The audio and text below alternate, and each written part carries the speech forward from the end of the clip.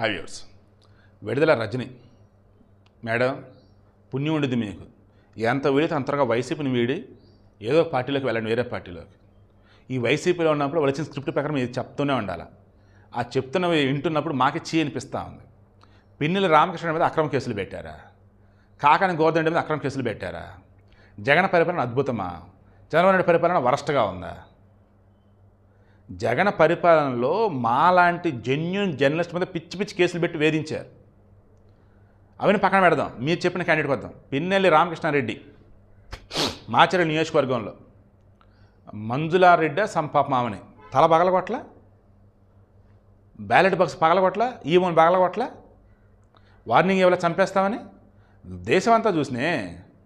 ఇంకా అతని మీద ఎవడు అక్రమ కేసు పెట్టాలి?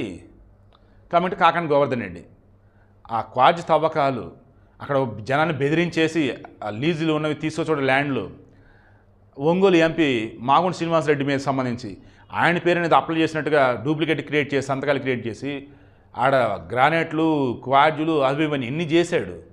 కేసు నమోదైన తర్వాత హైకోర్టుకి వెళ్ళాడు బెయిల్ ఇమ్మని, సుప్రీంకోర్టుకి వెళ్ళాడు బెయిల్ ఇమ్మని, అవన్నీ ఇవ్వలేదు. ఎందుకు? పక్క ప్రూఫ్లు ఉన్నాయి. దెన్ 2 నెలలు అజ్ఞాతంలో ఉన్నాడు. చివరికి బెంగళూరులో ఇక్కడ రిసార్ట్ దగ్గర దొరికాడు, పట్టుకొచ్చారు. కళ్ళ ముందు ఇన్ని కనిపిస్తుంటే, ఆయన నియోజకవర్గంలో గ్రౌండ్ లెవెల్లో జనాలు చెప్తుంటే, పోలీసులు మొత్తం డేటా మొత్తం చూపిస్తుంటే, ఇంకేంటి మేడం నాకు అదే అక్రమ కేసులు?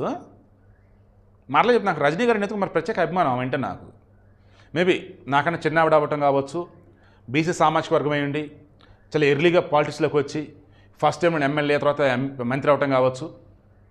చంద్రబాబు గారు మీరు నాటిన ముక్కసారి నేను అని ఎమోషన్ అప్పుడు ఆమె చెప్పింది కావచ్చు. ఇవన్నీ చూసి అరే కష్టపడి ఎదిగింది, ఈరోజు మంచి పొజిషన్లో ఉంది అని ఇది.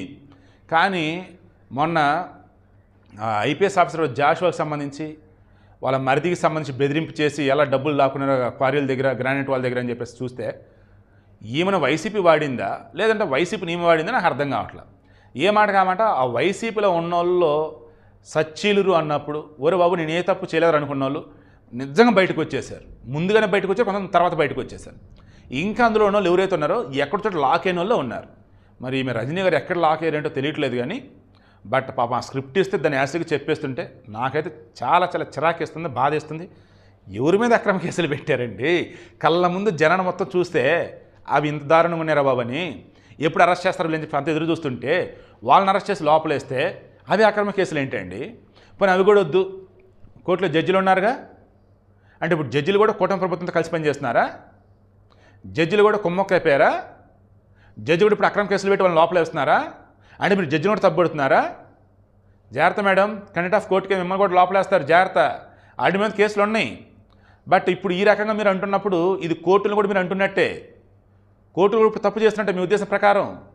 దాన్ని లేని కొత్త సమస్యలు వస్తాయండి. ఆ వైసీపీ స్క్రిప్ట్ కొంచెం జాగ్రత్త చూసుకోండి.